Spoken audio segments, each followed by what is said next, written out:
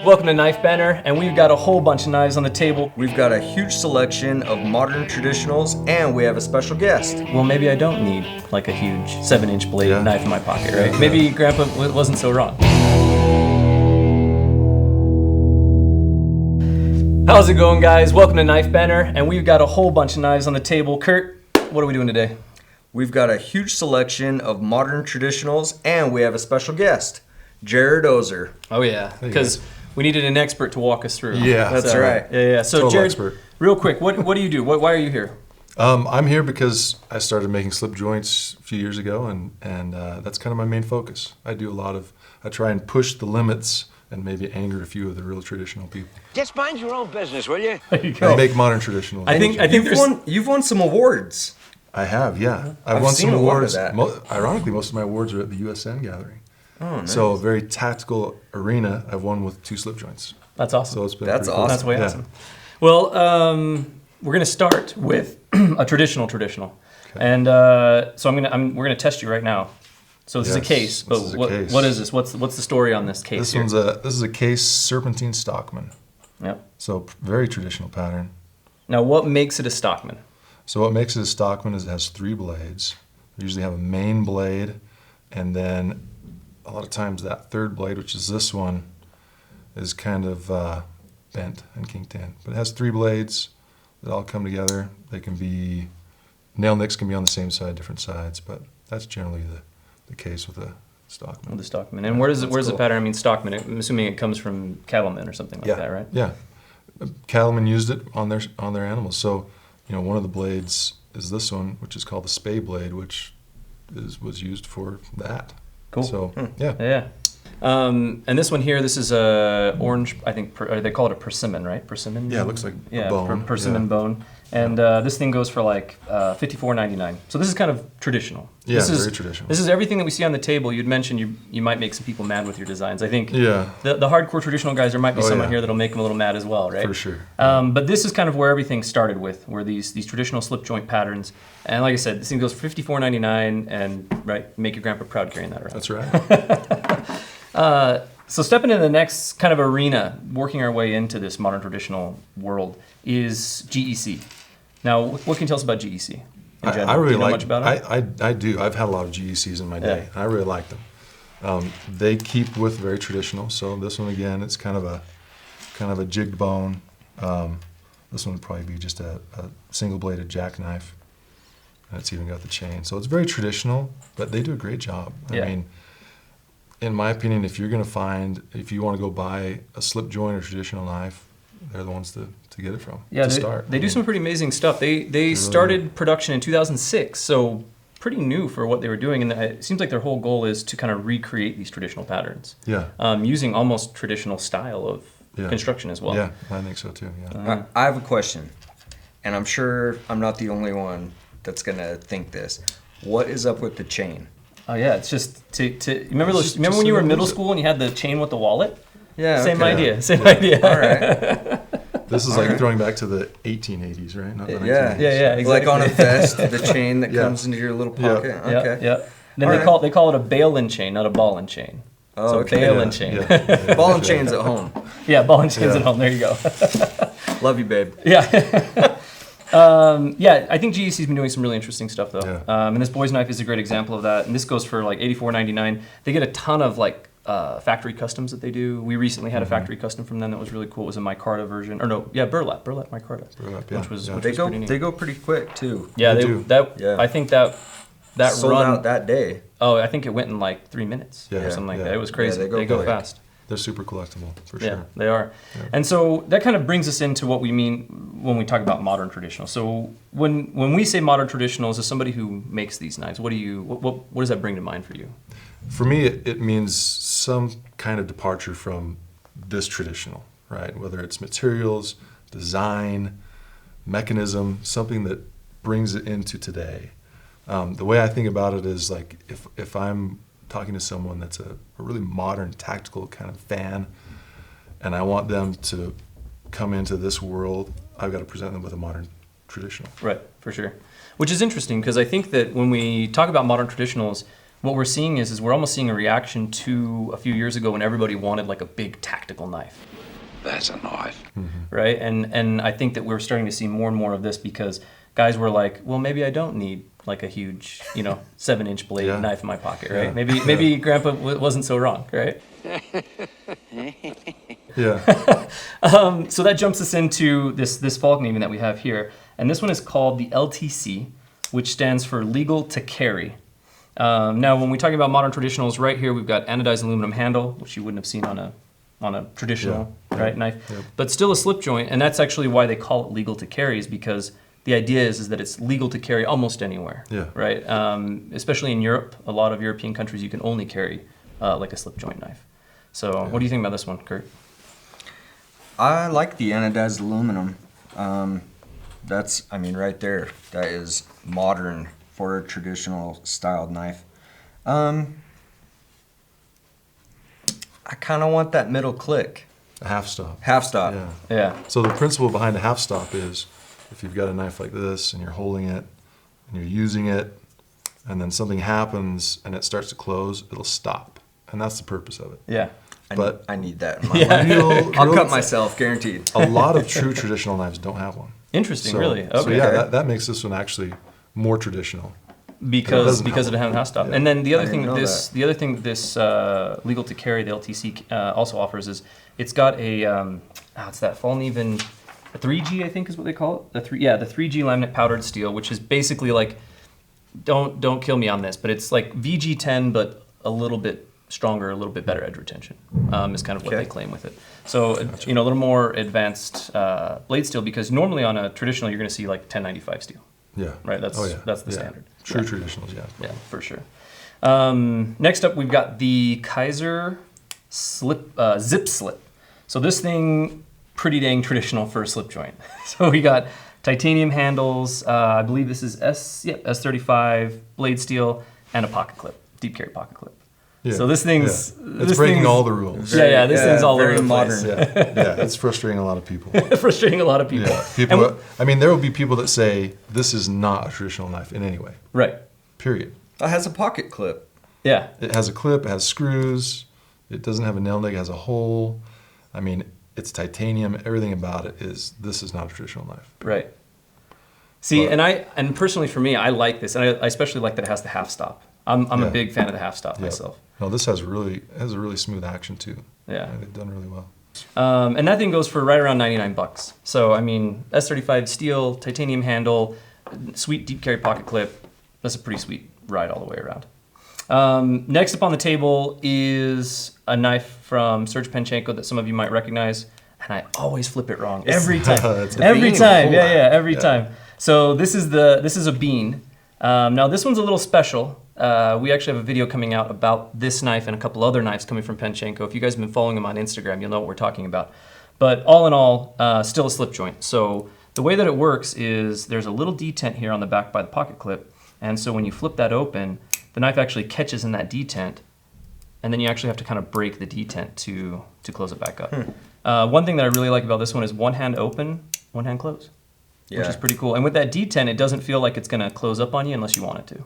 Yeah. Because that's always my concern with a traditional knife, is that it's going to close up on me, and mainly because I've had them close up on me, right? Like that's why it always worries me. I have some very bloody experience with a slip dropping on me. And at the end of the day, it just comes down to use, right? Like when you're trying to use a traditional knife or a slip joint, You have to use it differently. you have to use it different, right? It's a different mindset. It's a total different mindset. Exactly.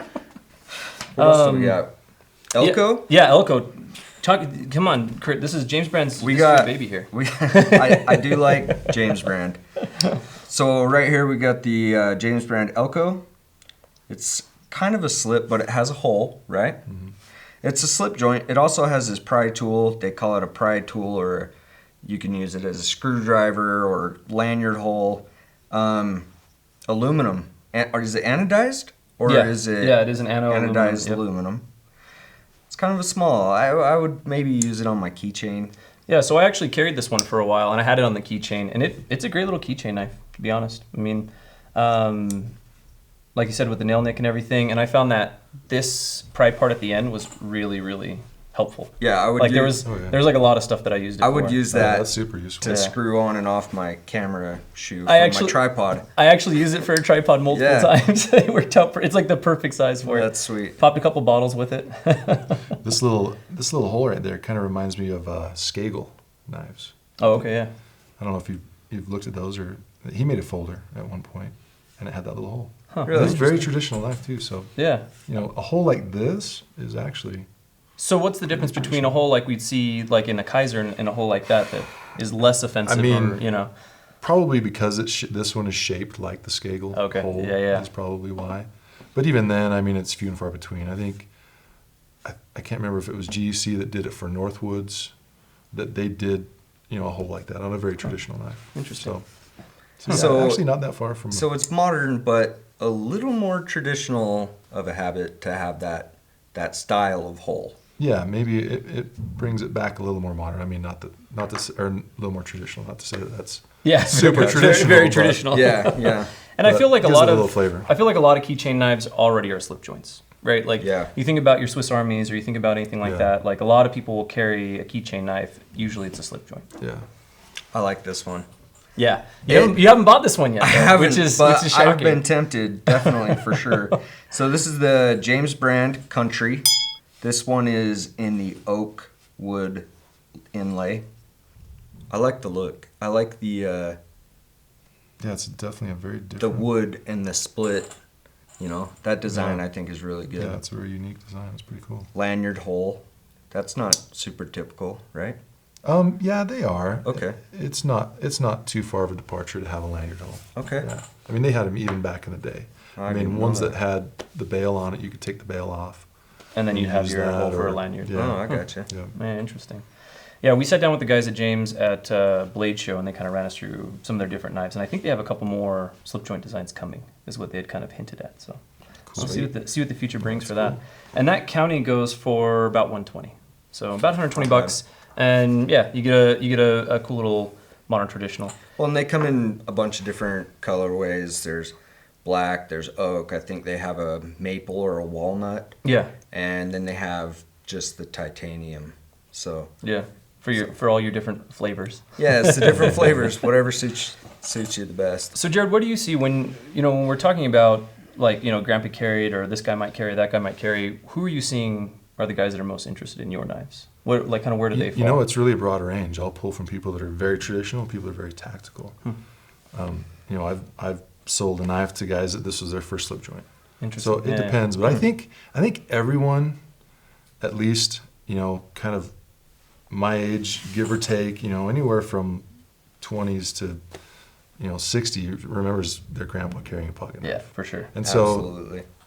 if you can have something that's kind of cool. I remember one time, I think I was like at the Apple store, way before I started making knives, and a guy just pulled out, I think it was probably a case knife, Yeah. like red bone, and it kind of didn't look like your grandpa's knife, but it kind of was still, and it was really cool. And I think it's just that feel and thought process, and you pull something out like this, people don't get all scared. They're like, oh, that's pretty cool. Yeah. But when you pull out something and flip it out, and it's like 10 inches long, and they're like, oh, what's... Yeah, it's a It's lot gonna more stab in me your or something. face when you have that flip. And that's something funny because working with knives all the time, I'm like desensitized to that, right? And not only that, but like yeah, I grew up in the totally. trades, like I grew up around truck drivers, I grew up yeah. around ranchers. So like I was with a buddy the other day and I had a new knife in my pocket. I think it was the Mini Quaken. Okay. And it's got a good flip to it. Yeah. And we were like in Del Taco or something, right? And I was like, oh yeah, check out my new knife. And I flipped it open and like held it for him. He's like, let's look at that Yeah, later. yeah. And I'm like, what? Why? And there was like these two ladies behind us that were like staring at me like, oh. I was like, calm down, ladies. It's just a knife. yeah. It's okay. But yeah, I can definitely see the draw for something like this. Yeah. Is having that. Now the next one on the table is the Benchmade Proper. I'm gonna pick up the micarta one because how can I not pick up the micarta Right. one? So the Benchmade Proper, super sweet knife, S30V blade. This particular one has micarta on it, and you can see this one's a little dirty, little beat up. I actually carried this one for a while. I really liked it, to be 100% honest. I haven't carried a traditional. I had an old buck in a canoe pattern that the blade got broke on, so I had to get a new knife. But I really enjoyed carrying this, and it'd been a minute since I'd carried a traditional. I really liked it. But it also comes in the G10 here that you see as well. And then, with the different blade shape, right? Yep, exactly. And there's different blade shapes and a couple other G10 I think they patterns called to it. this it's a sheep's foot. That's what they're calling this one. Yeah, they're calling that And one a then sheep's foot. your Yeah. clip point. Clip point here. Yeah, exactly. And I think that the Proper is kind of one of the knives that spawned this modern traditional. When we say modern traditional, right? Yeah. You have a company like Benchmade, who's been known very much for their tactical knives and very much for these different level of knives that they've done. Kind of always pushing the envelope a little bit, and then for them to come out and make something like this is like, whoa, interesting. Yeah. You know. Yeah, yeah. I have one of those in my pocket right now. Yeah, actually. of course. Now, is that Eleanor? Is that the one that cut This you? is the one. Nice. Yeah. Yeah. She's bit me a couple times. Bit you a couple times. Oh man. Still carrying her though. No, yeah, I love it. That micarta is awesome. I'm a micarta guy. And these Propers go for about $115, $120, right in that price range. Now, do you remember when these came out? Did these have any effect on you when you saw these? You're like, oh wow, Benchmade's doing a slip joint, or I mean, it was kind of cool to see they were doing it. Yeah. But I was kind of focused on my thing and in my groove. But yeah, it was just kind of further, I don't know what the word would be, further assurance that I'm moving in the right direction and that Totally. everyone else is kind of seeing the same thing that I'm seeing. Yeah. Well, and talking about the right direction, I think GEC, it was like a year or two difference. Like one year they did like 7,000 SKUs or 7,000. They sold 7,000 items or something like that, and then like a year or two later it was like 30,000. Wow. So it was definitely like they saw that market increase for sure, and it's just seeing people getting interested in them. So the next one on the table is the MKM Fara from. So this is from MKM. They're kind of a brand new knife company that's launched. They're based out of Italy, and it stands for the Maniago Knife Manufacturers. So it's like Fox and Viper and a couple other brands based in Maniago, Italy, that are pulling resources to make knives. That's cool. Yeah, it's pretty rad. And this one's actually a Burnley design. So this is a Burnley design slip joint. This might be his first slip joint design that I'm aware not of. sure. I'm not 100%. I think it might be. But this one is M390 steel. So, definitely like a brand new style, not brand new, but a new super steel, and titanium handle. It also comes in a couple different wood variations as well. So pretty sweet little knife. Yeah.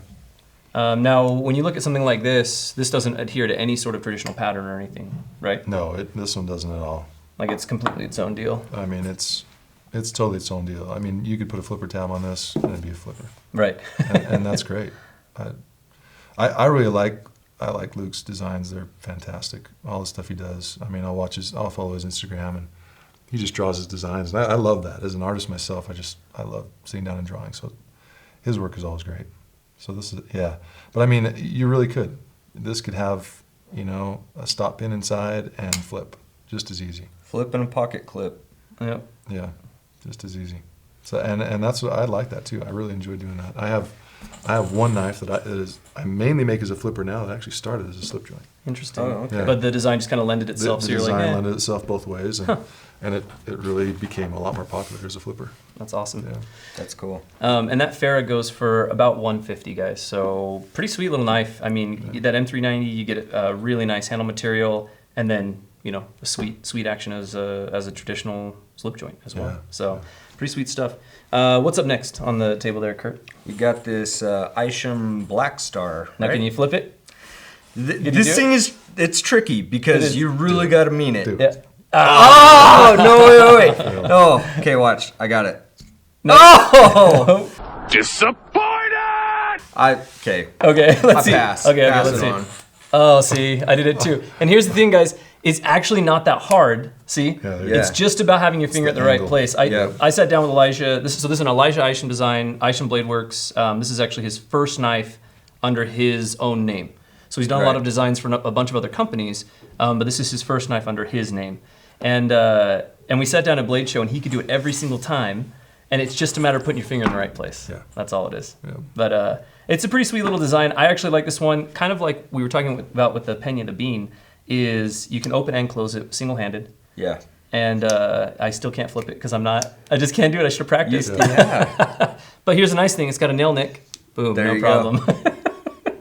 And then There was a lot of hype on this one. Yeah. A lot of people were excited. yeah, for this thing's really sweet, and this one also comes with a pocket clip. This thing sold out really quick when we had them. So when you guys are watching this video, some of these may not even be in, just because when these modern traditionals come in, they go so fast. Yeah. But yeah, pretty sweet knives. Jared, you gotta try to slip that. Now with those big hands, I'm gonna assume it's gonna be even harder. He's gonna get it first try. Watch. Ooh, that was close. Almost. That was close. There it is.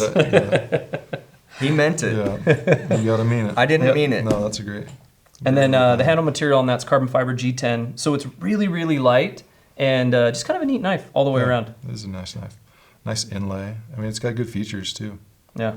Yeah, and for me, the blade shape is just a really very traditional clip point.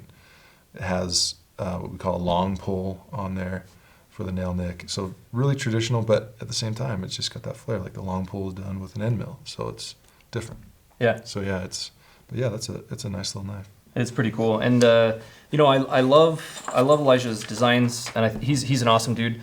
Some of his designs are a little out there for me. Yeah. So this one I really like because that's something I'd carry. You know what I mean? In my pocket, no problem. One last time. Think I got it? Let's see. Do it for us. That was worse than the first two.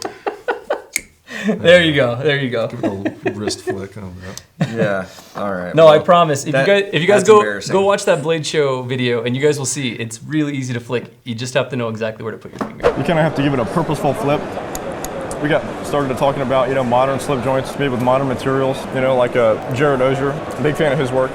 All right, so next up, we actually have two knives that are kind of from a new company. We actually don't have all of the information on them just yet. They're gonna be sub $200, and I think both of the blade steels, let me check, because these are brand new. Both the blade steels are S35VN, both the handles are titanium. And something I didn't know that Jared kind of informed us of when we were looking at these, and these are called GE made knives. Both of these are based on traditional patterns. Is that what you were saying? Yeah. So this one is based off of a Zulu pattern and if you talk to Tony, he'll say this in the case, but Tony Bowes kind of introduced this pattern, but what he says is he went back and took an old pattern and kind of put his spin on it, which is, it's a big debate of whether it's his pattern or an old pattern or whatever. But anyway, Tony Bowes made it famous. So yeah, Zulu pattern. That one, like I was telling you before, reminds me a lot of one that Enrique Pena makes. Yeah. So kind of a similar style to it, I guess you'd say. But really a cool take on an already modern traditional, I guess you'd say. Yeah, exactly. Yeah. And I really like this. It seems to have a really nice half stop, which I'm into when it comes to a slip joint. Super nice pocket clip. So kind of all around, just sweet little knife. And then we have this other one here that's also based off of traditional design. So the Loveless fans out there will recognize this. It's a very Loveless style, even down to the grinds. It's just a very modern take on a Loveless pattern, but it works. It looks like they tried to mimic kind of the jigging on bone, kind of like you have on the GC a little bit. Exactly, like on the GC here. So they've kind of mimicked that and gave it an old feel, even though it's a modern material. Yeah, actually, that's cool. It's actually really cool. Yeah, very cool. Yeah. Oh, I remember who it was. It's Jess Horn. Jess Horn has done some of these too. Okay, cool. And this blade shape particularly reminds me of the way Jess would do it with the tall grind and putting a nail nick up above. Anyway, that's awesome. Yeah, really cool knife. So those are JE made knives. Those two are, and both new entries into the modern traditional world. We're hoping to see them soon. We don't know when they'll be available. Yeah, we'll have all the information shortly. Yeah, exactly. In the next little while. Yeah. And then we go into somewhere, when we're talking about traditional, we're talking about tactical. This is the Hinder XM Slippy. So this is a full-on slip joint made by Hinder, kind of in that XM18 pattern. Mm-hmm. So this one's a really interesting one to me because I think this walks that line of when you're talking traditional and you're talking tactical. I don't think you can bring those worlds much more together than with a Hinder design. Yeah. No, very true. What do you think? No, I like it. I've always been a fan of Hinders. I've owned quite a few.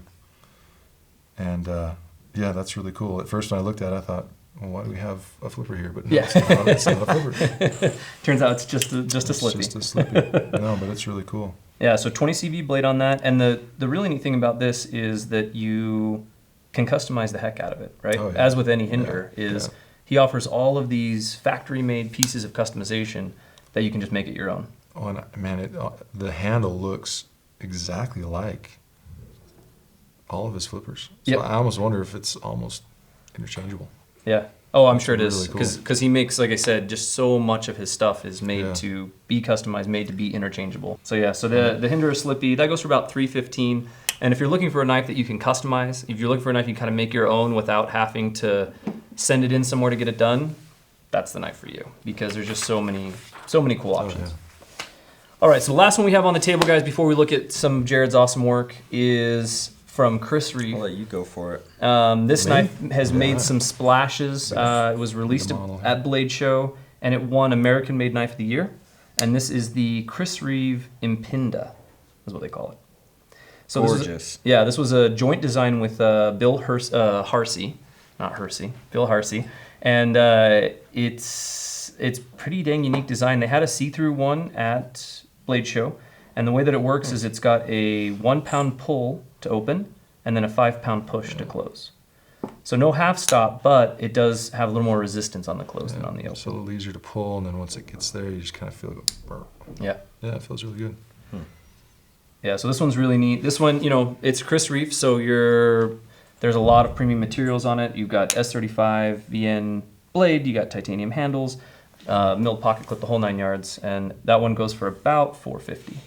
So definitely cost a couple bucks, but like I said, it made a lot of waves at Blade Show this It's year. gorgeous. I So- really like this one. Yeah, that's a Yeah, good looking knife. yeah, it is really awesome. I mean, anything that Chris Absolutely. Reeve puts out is always a pleasure. What do you have for us? Yeah, what do you? So I'm so excited Jared, about this. Let's talk about your entries into this modern traditional Yeah. world. So I brought a few. All of these are my own patterns, and they're actually from a lottery that I just did yesterday. So I have to be careful. I told the Yeah. guys, I'm like, this might end up on Blade HQ's thing, but yeah.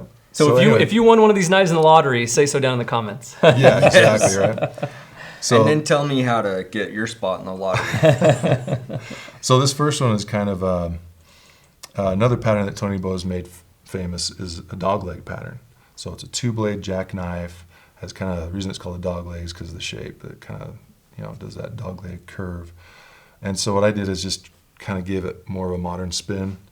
Put angles and more curves on it. And I can't open it backwards, but the blade on this it's kind of similar to that blade, but then I just put like a flat, kind of tanto sort of blade on it.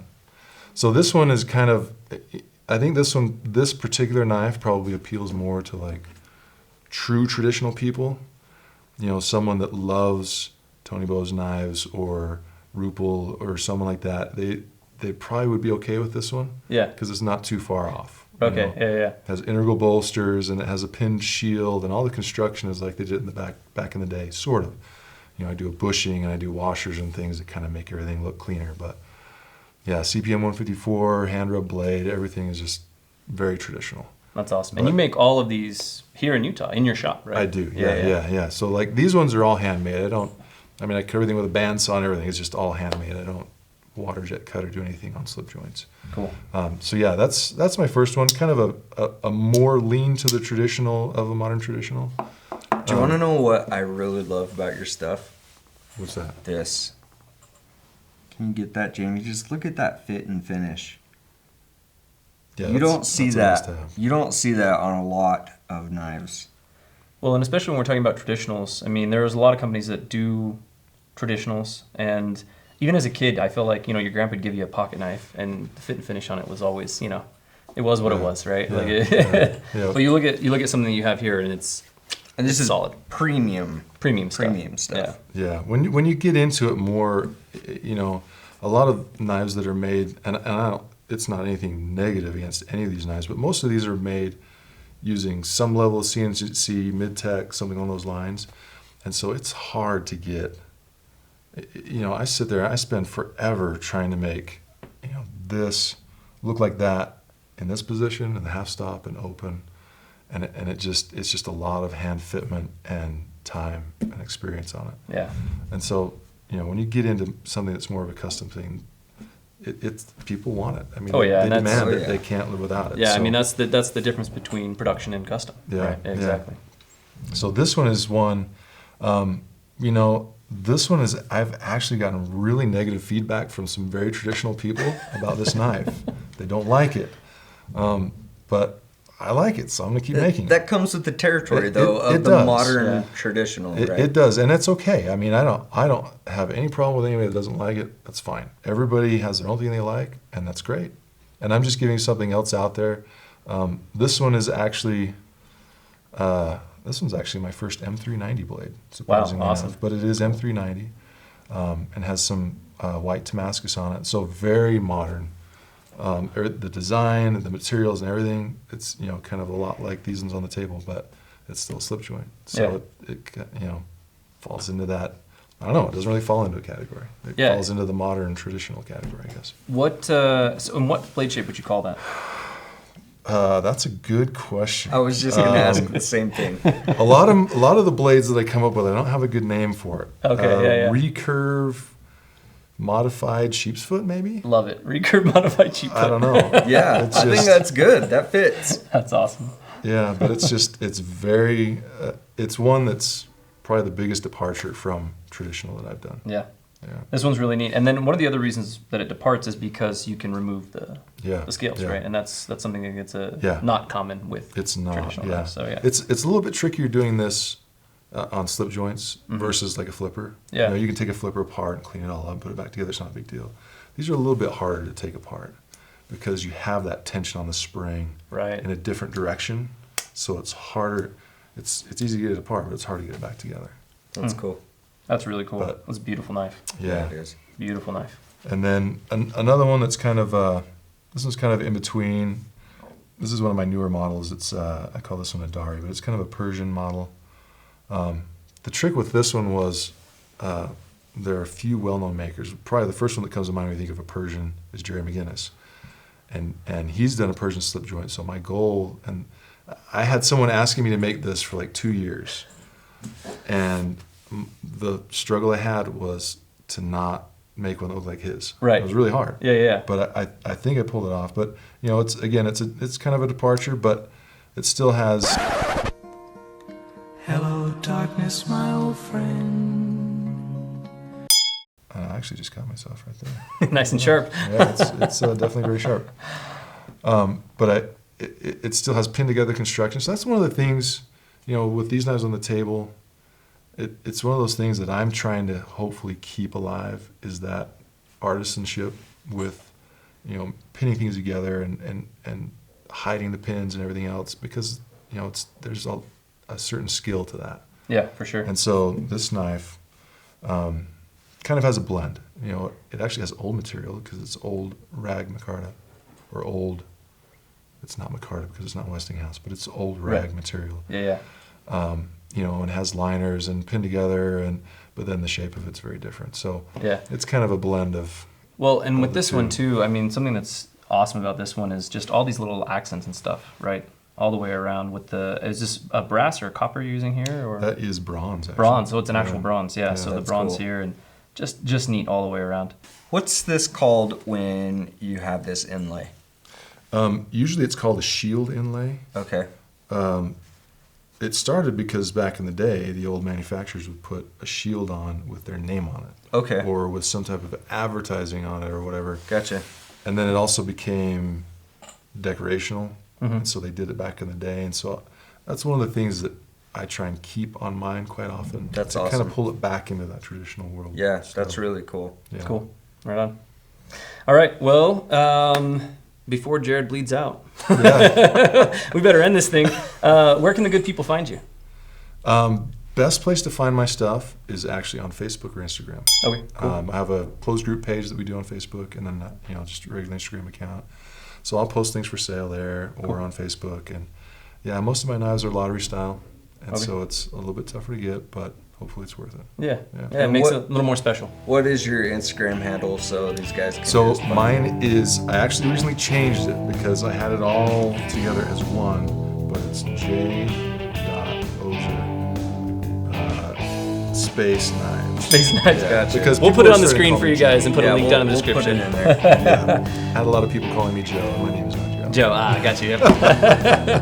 All right, and as always, guys, you can find all of these knives at bladehq.com. And thanks for joining us. We'll see you next round. So we're gonna start off with some traditional son of a bee. Kurt, one take. We do. That's the first time I've done that. You guys are professionals. That's the first time I've done that. All right.